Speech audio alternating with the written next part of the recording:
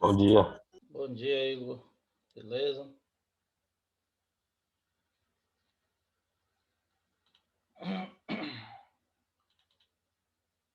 Tá me ouvindo direitinho? Tô ouvindo. Beleza. Bom dia, Ludmila. Bom dia, Matheus. Bom dia, professor. Bom dia.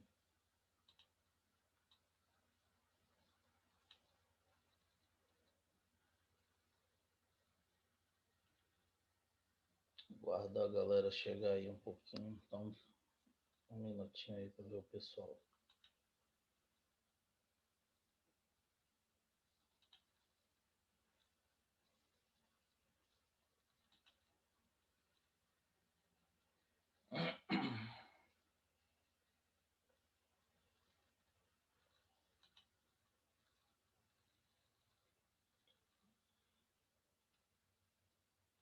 Cadê o povo? Dormindo ainda?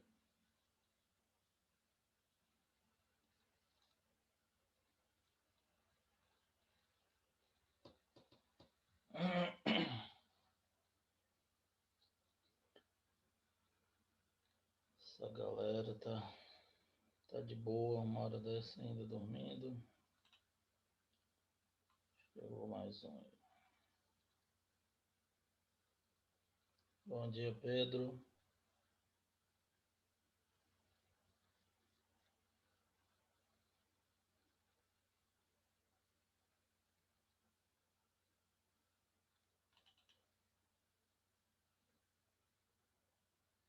Bom dia, Ana.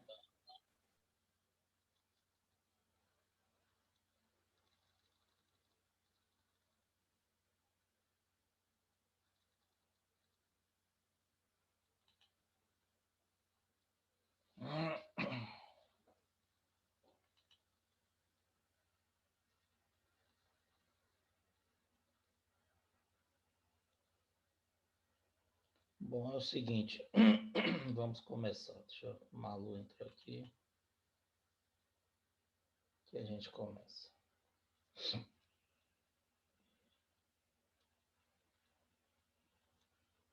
Beleza.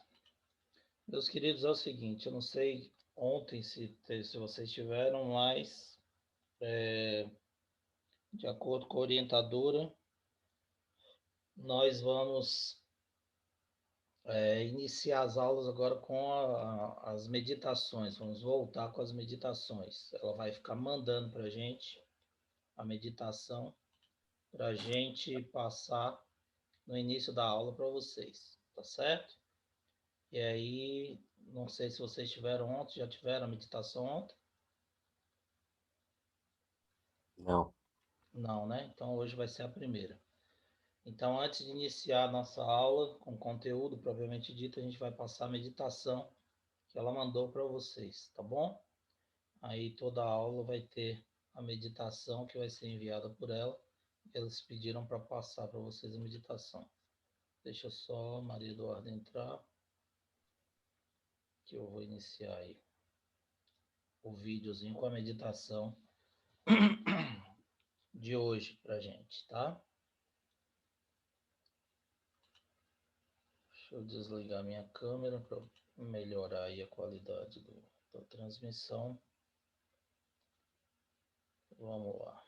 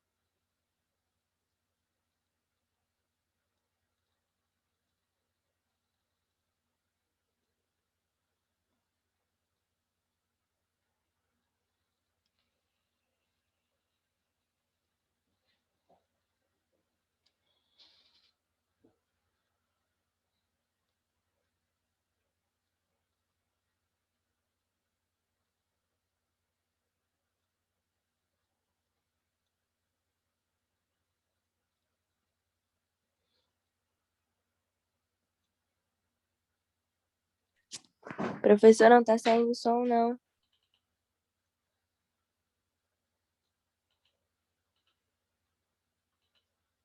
Agora. Tá saindo agora? Tá não, professor. Espera aí, só um minutinho. Deixa eu ver aqui.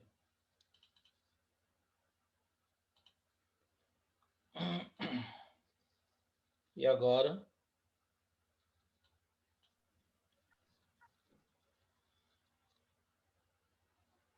Não.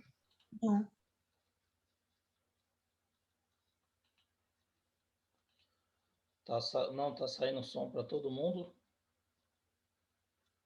Ninguém tá ouvindo, gente? Pra mim não tá saindo. Saindo som. Tá Não, saindo. não tá saindo não. Não tá saindo som. Aqui tá no máximo de volume. Para mim tá saindo aqui o som.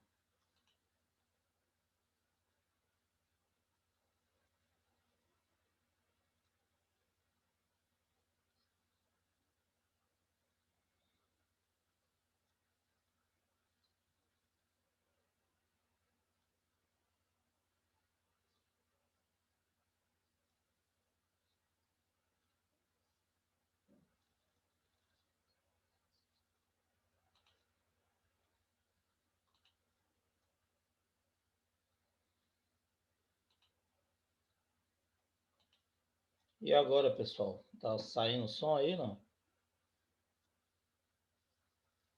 Não. Não. Então não sei qual é o problema. Deve ser no vídeo. Porque aqui, ó, para mim tá saindo som. Deixa eu tirar aqui o meu fone para ver se isso interfere, mas eu acho, não acredito que não. Mas vou passar agora para ver. Peraí.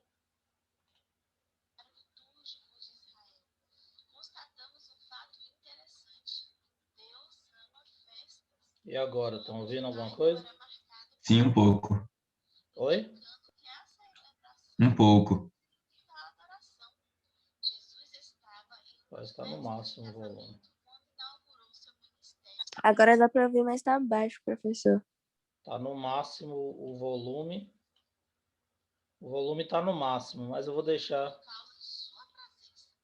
Vou deixar assim, depois eu falo com ela, viu?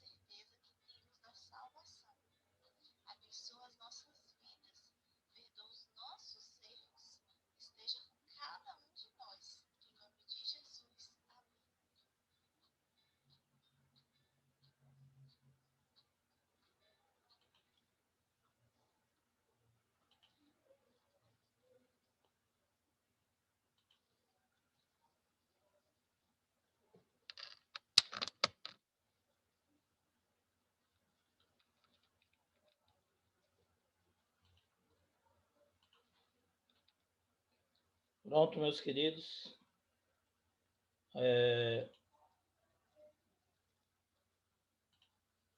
Estão me ouvindo agora direitinho? Sim. Sim. Então, beleza. Acho que o problema é no vídeo mesmo, mas deu para ouvir e fazer oração, né? Então, na próxima aula eu vou conversar com o Ju para ver se melhora um pouco aí a qualidade desse som do vídeo, para vocês poderem ouvir a meditação de uma forma melhor. Bom, bom dia a todos, que eu não falei individualmente. Essa primeira aula é para a gente corrigir a atividade que vocês me enviaram ontem, né? Vocês conseguiram fazer a atividade? Como é que foi? Estava fácil, né? Ou teve muita dificuldade? Se teve dificuldade, sem problemas, que a gente vai tirar as dúvidas agora. Essa aula aqui é para isso. Tá ok? Bom, então deixei a câmera desligada aqui para a gente não ter problema com a internet. Mas daqui a pouquinho eu vou ligar. Então vejam bem. A atividade que eu passei para vocês, a lista, foi essa aqui. Depois que a gente comentar nessa aula, eu vou enviar para vocês junto com o link da aula, para que vocês possam estudar. E no final dessa semana eu vou fazer um resumo do conteúdo de hidrostática que a gente vai encerrar essa semana para enviar para vocês, certo? O resumo, a gente teve um período pequeno de aula, né? Mas a Ayrton mesmo, que já foi meu aluno, sabe que normalmente eu passo resumos em sala de aula e esses resumos a galera gosta porque acha que é mais fácil para estudar. Então o pessoal me pediu para passar o resumo para vocês, porque tudo isso que a gente está falando está no módulo de vocês. A gente está seguindo rigorosamente a sequência do módulo. Então todo o conteúdo que a gente trabalhou, vocês podem estudar pelo módulo. Mas como o pessoal pediu, acha que é melhor estudar pelos resumos, facilita um pouco a vida de vocês. Aí eu vou mandar para vocês, provavelmente sexta-feira, eu vou postar, mas eu mando uma mensagenzinha no grupo avisando que eu já coloquei o resumo para vocês estudarem. Tá certo? E aí vocês vão estudando, acompanhando com os exercícios. E qualquer dúvida que tiver, é só mandar mensagem no WhatsApp que a gente vai tentando esclarecer para vocês. Certo? Bom, já passei exemplos, já passamos vários exemplos aí para vocês, comentamos vários cálculos. E aqui agora, essa atividade que vocês me entregaram ontem, que a gente vai corrigir. Então, primeira questão, uma questão da Universidade Católica de Salvador, diz o seguinte: uma história do folclore do futebol, um jogador gabava-se de ter um chute tão forte, mas tão forte, que certa vez ao chutar a bola para cima, murcha, ele acertou um piloto de asa delta. O mais surpreendente foi que, ao ser procurado, o piloto de asa delta confirmou a história. Porém, com toda certeza, afirmou com toda certeza que a bola estava cheia. Ora, se o jogador chutou a bola murcha, como é que lá em cima a bola estava cheia? Então, nessa situação, a bola inflou porque o empuxo sobre ela, enquanto subia, fazendo com que sua pressão interna aumentasse. Não, empuxo, a gente nem falou ainda, a gente vai falar na aula seguinte. Então, veja bem, empuxo é uma força que atua empurrando o corpo para cima quando ele mergulha num líquido, tá? E aí no ar você não está tendo líquido nenhum, então não pode ser empuxo. A pressão atmosférica ficou menor do que a sua pressão interna ao subir. Verdadeiro. Você sabe que lá embaixo ele está com a pressão de 1 atm. À medida que vai subindo, a pressão vai diminuindo. Então, se a bola está murcha, ela está submetida à pressão de 1 atm. À medida que ela vai subindo, a pressão vai diminuindo, a pressão interna dela continua sendo de ATM. Então, de 1 ATM. Então, o que acontece? A bola ela tende a inflar, a encher, certo? É claro que para isso ela tem que subir muito. Por isso que é a história do folclore do futebol. Então o cara dava um chute tão forte que conseguia fazer a bola subir tanto que a diferença de pressão promovia que essa bola ficasse cheia, inflasse durante a subida, certo? É a mesma coisa que acontece quando eu falei para vocês da tentativa de pescar um peixe abissal, aquele peixe que fica na região mais profunda do mar, do oceano. Se você tentar puxar esse peixe para cima, a diferença de pressão quando eu estiver subindo, a pressão vai diminuir externa e a interna dele vai continuar grande, ele vai implodir. Aqui a bola vai também, pela diferença de pressão, inflar e chegar lá em cima cheia. Beleza? Todo mundo entendeu? Alguma dúvida, meu povo? Abra o microfone aí e me responda. Não. Joia, acertaram isso aí? Acertei, professor. Sim. Ótimo, parabéns. Alguém teve alguma dúvida em algumas das alternativas? Pode seguir para outra questão? Então vamos lá. Segunda questão, a questão de cálculo simples. Porém, vocês precisam ler a questão e interpretá-la, tá? Então, uma questão da Universidade Federal do Rio Grande do Sul diz o seguinte: uma caixa de 500 newtons tem faces retangulares e suas arestas medem 1, 2 e 3 metros, respectivamente. Qual a pressão que a caixa exerce quando apoiada com sua face menor sobre a superfície horizontal? Então, veja bem, ele deu as arestas da caixa, tá? Então, ele deu a base, o comprimento e a largura. Bom, como é que você vai calcular? Você sabe que pressão é igual a força sobre área, certo? A área corresponde à aresta ao quadrado, certo? Então, você vai pegar duas arestas. Desculpe, aresta ao quadrado é no cubo. No caso aqui do retângulo, você vai pegar a aresta vezes a outra aresta, tá? A vezes A vai ser a área. Então, o que acontece? Você tem 1 metro, 2 metros e 3 metros. Só que ele está pedindo para você calcular quando está apoiada na face menor. Quais são as possibilidades de faces que você tem aqui? Você tem 2 metros vezes 3, que dá 6 metros quadrados de área. Você tem 1 metro vezes 3, que dá 3 metros quadrados de área. E você tem 1 metro vezes 2, que dá 2 metros quadrados de área. Qual é a área menor? 6, 3 ou 2 metros quadrados? 2 metros quadrados. Como ele pediu para apoiar na face menor, você vai calcular em cima da área de 2 metros quadrados. Ok? Então, você vai pegar pressão é força sobre área, força de 500 newtons, a área menor foi de 2 metros quadrados. 500 dividido por 2, você tem uma pressão de 2 newtons por metro quadrado. Então, 2 newtons por metro quadrado é a pressão na face menor dessa caixa. Portanto, a resposta correta, letra D, 200 newtons por metro quadrado. Ok? Todo mundo entendeu? Alguma dúvida? Professor, Pode falar. é 250, não? 250. Ah, sim. Eu falei o quê? 200. Ah, desculpa. Então foi erro meu aqui na hora de falar. 250 newtons por metro quadrado, letra D.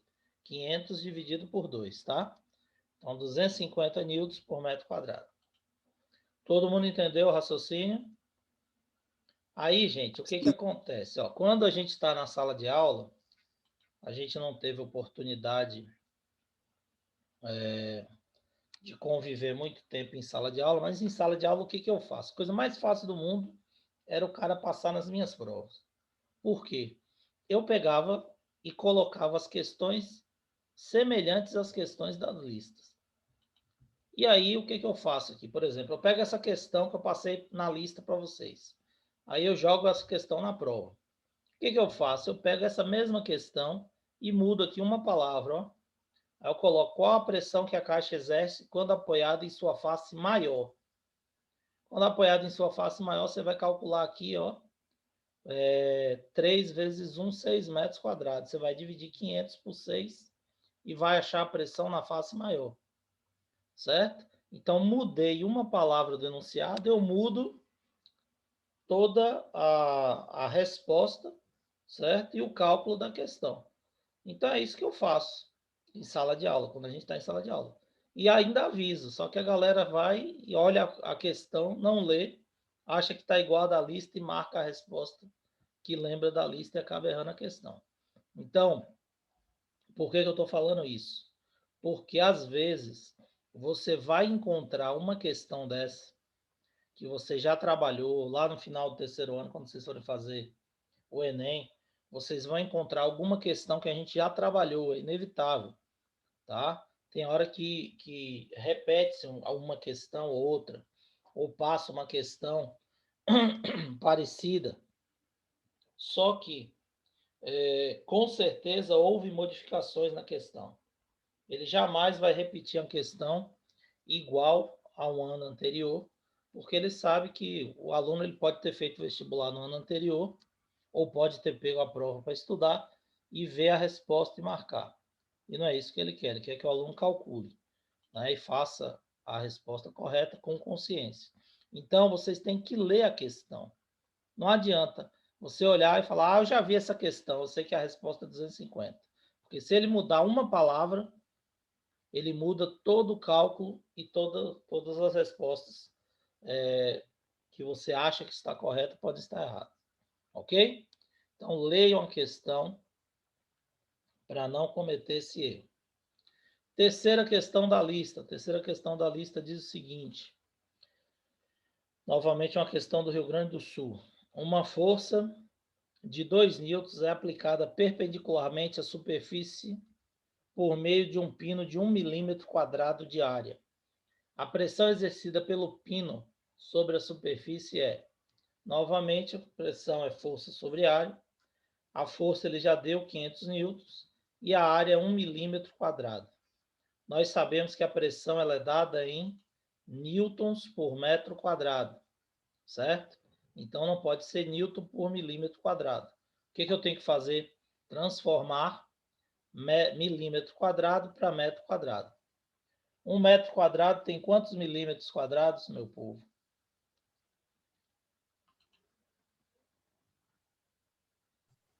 Um vezes 10 elevado a menos 6. 1 vezes 10 elevado a menos 6. Por quê, Ana?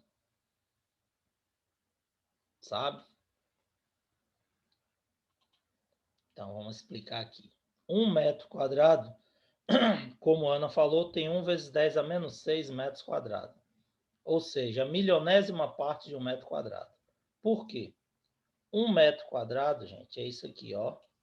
É 1 metro por 1 metro. Então, você tem aqui, ó, 1 metro vezes 1 metro. Você tem 1 metro quadrado. Certo? 1 metro tem quantos milímetros? 1000. Não é isso? O próprio nome está dizendo milímetros. 1000. Então, 1 metro, ele tem 1000 milímetros. 1000 vezes 1000 dá quanto? 1 milhão. Então, em 1 metro quadrado, você tem 1 milhão de milímetros quadrados. Ou seja, você tem 10 elevado a 6 milímetros quadrados. Ó, escrever com esse mouse é a pior coisa do mundo. Então, você tem em 1 metro quadrado, 1 milhão de milímetros quadrados. Se você quer transformar de milímetro quadrado para metro quadrado, você divide por 1 milhão. Por isso que fica 1 vezes 10 a menos 6. Porque é 1 dividido por 1 milhão. 10 a menos 6 é 1 sobre 10 a 6. Então, 1 vezes 10 a menos 6 é 1 dividido por 1 milhão. 1 dividido por 1 milhão, 0,000001 metro quadrado é quanto vale 1 milímetro quadrado. Porque 1 metro quadrado equivale a 1 milhão de milímetros quadrados. Entenderam por quê? Todo mundo entendeu, meu povo? Abre o microfone. Sim, professor. Então, na hora que for transformar, já sabe que milímetros quadrados para metro quadrado, o parâmetro é 1 milhão. Então, você vai dividir por 1 milhão ou multiplicar por 1 milhão. Se tiver em metros quadrados para milímetro quadrado, multiplica por 1 milhão. De milímetros quadrados para metros quadrados, divide por 1 milhão, que é a mesma coisa de multiplicar por 10 a menos 6. Certo? Bom, agora que a gente transformou, pressão é força 2 newtons, dividido pela área, que é 1 vezes 10 a menos 6 metros quadrados. Como é que eu divido isso aqui? Divido o número com número, 2 dividido por 1 dá 2, conservo a base 10 e subtraio os expoentes. Como aqui não tem a base 10, significa que é 10 elevado a 0, que é 1.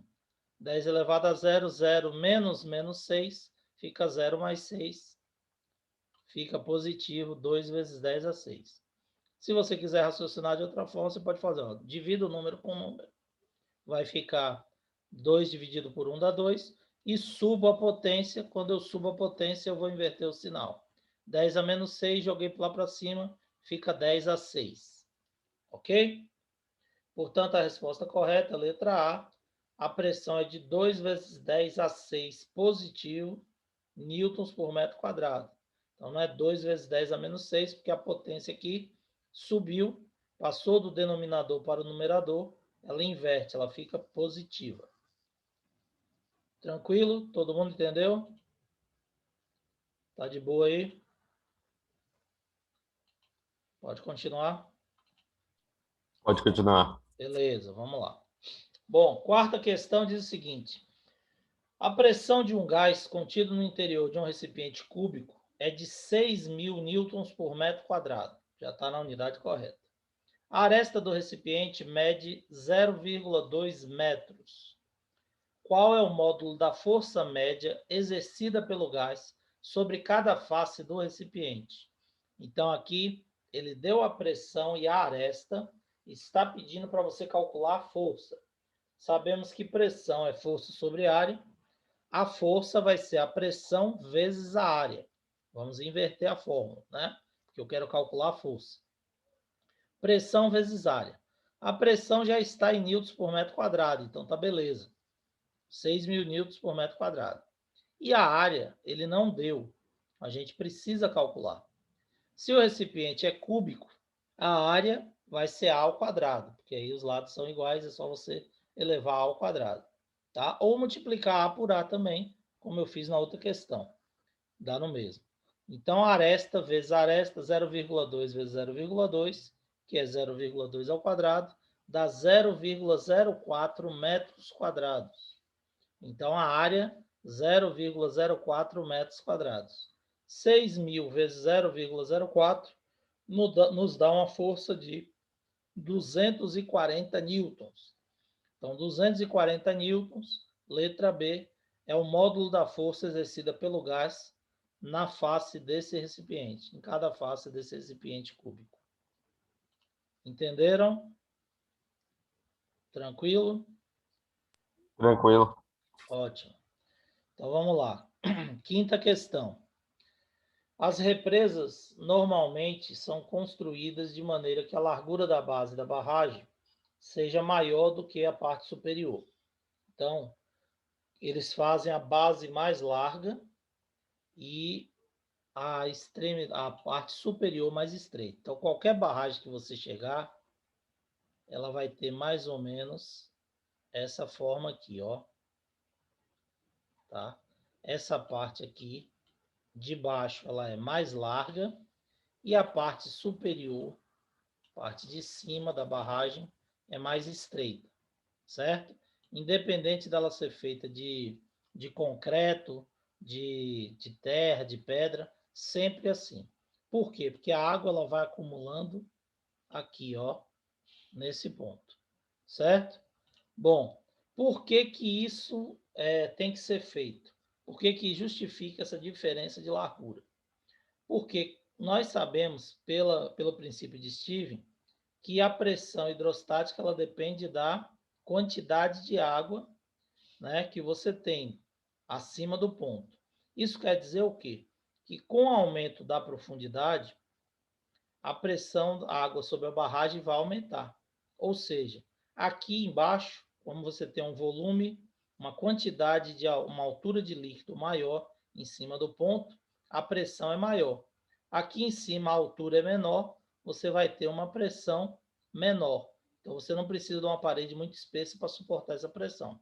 Só que aqui embaixo você precisa da parede mais espessa para suportar essa pressão. Então a pressão ela aumenta com a profundidade, princípio de Stevens, e essa diferença de largura se justifica pelo aumento dessa pressão. Então você precisa fazer a base mais larga, porque quanto mais profundo, maior a pressão sobre a parede dessa barragem. Por isso que a resposta correta é a letra A. Beleza? Todo mundo entendeu o raciocínio? Entendi. Nenhuma dúvida? Então, vamos lá. Sexta questão. Considere o arranjo da figura a seguir, onde um líquido está confinado na região delimitada pelos êmbolos A e B. Então, aqui você tem um fluido dentro desse recipiente aqui, entre A e B. É como se fosse um macaco hidráulico, uma prensa hidráulica. Aqui você pressiona, empurra aqui para cima ou vice-versa. Ok? Bom, princípio aqui de Pascal. Considerando o arranjo da figura, onde o líquido está confinado na região delimitada entre os êmbolos A e B, a área de A é 80 centímetros quadrados e de B 20 centímetros quadrados, o sistema está em equilíbrio, ou seja, não está nem subindo nem descendo, estão equilibrados, parados. Despreze o peso dos êmbolos e os atritos. Se a massa de A for de 8 kg, qual a massa de B? Então, o princípio de Pascal aqui, transmissão de pressão nos fluidos, nós sabemos que a pressão de um é exatamente igual à pressão do outro, que está em equilíbrio, princípio de Pascal. Pressão é força sobre área. Então, a força que 1 faz sobre a área 1 tem que ser igual à força que 2 faz sobre a área 2. Nesse caso aqui, ele chamou de A e B. Então, FA sobre a A é igual a FB sobre a B. Só que a força é a força-peso. Ele deu a massa. Porém, ele está pedindo o valor da massa. Então, não precisa você transformar. Você ia pegar aqui e multiplicar por 10, massa vezes gravidade. Só que quando você achasse aqui o peso de B, para achar a massa, você ia ter que dividir por 10 de novo. Então, já está em quilos, você joga aqui, você vai achar em quilos também. Certo? E a área não precisa transformar para metros quadrados, porque as duas já estão equivalentes. Centímetro quadrado e centímetro quadrado, não tem problema. A única coisa que você não pode fazer é, se uma área tiver em centímetro quadrado e a outra tiver em metro quadrado, você jogar aqui na forma. Porque aí você não vai achar o resultado correto. As unidades devem estar equivalentes. Tá certo? Então, a massa de A exerce a força sobre A, ela é de 8 quilogramas, numa área de 80 centímetros quadrados. A força de B corresponde à massa de B, que eu quero saber, sobre a área de B, que é de 20 centímetros quadrados. Multiplico o meio pelos extremos, 20 vezes 8, 160, dividido por 80, a massa de B vai ser de 2 quilogramas. Então, 2 quilos corresponde à massa do corpo B, que está em equilíbrio aqui com A. Ele poderia pedir nessa questão qual a força que a massa de 8 quilos de ar consegue manter em equilíbrio. Desculpe. Aí vocês teriam que fazer dessa mesma forma, e só que como ele pediu a força, seria massa vezes gravidade. Você ia pegar 2 vezes 10, 20, e a resposta seria que a força que ele conseguiria manter em equilíbrio seria de 20 newtons. Certo? Então, novamente, Você não precisa transformar para jogar aqui na fórmula, porque as unidades estarão equivalentes. Você já joga, calcula direitinho do jeito que está e joga a transformação para o final. Que dessa forma você vai ganhar tempo. Beleza? Todo mundo entendeu? Tranquilo? Todo mundo acertou, meu povo? Dúvidas? Então vamos lá. Dúvida, professor, nessa daí. Quem tem dúvida? Na 6. Na 6? Natan. Eu tive, mas já tirei a dúvida. Não, quer que explica? Não, tá tranquilo? Conseguiu tirar a dúvida? Tá tranquilo. Ah, Entendi. então beleza, beleza. Jóia, então. Meus queridos, nossa aula vai acabar, nosso tempo está acabando aqui. Então, nós voltamos. Vou mandar outro link para vocês. Lá vai estar 8 horas, mas como sempre, a gente vai começar 8h20, que é o horário da nossa aula. Aí eu vou mandar o convite, porque senão essa aula vai ser interrompida, nosso tempo está acabando. E aí a gente corrige as outras 3 questões que faltam. E a gente conclui o nosso assunto de hidrostática falando do princípio de Arquimedes. Tá ok? Então, daqui a pouquinho, daqui a 10 minutos, eu vejo vocês de volta e a gente conclui essa correção aí e passa para o novo conteúdo, que é princípio de Arquimedes, que é a parte final de hidrostática. Beleza? Até daqui a pouco. Brigadão. Tchau, tchau. Valeu, professor. Valeu, galera. Até, daqui a pouco. professor. Tchau, tchau.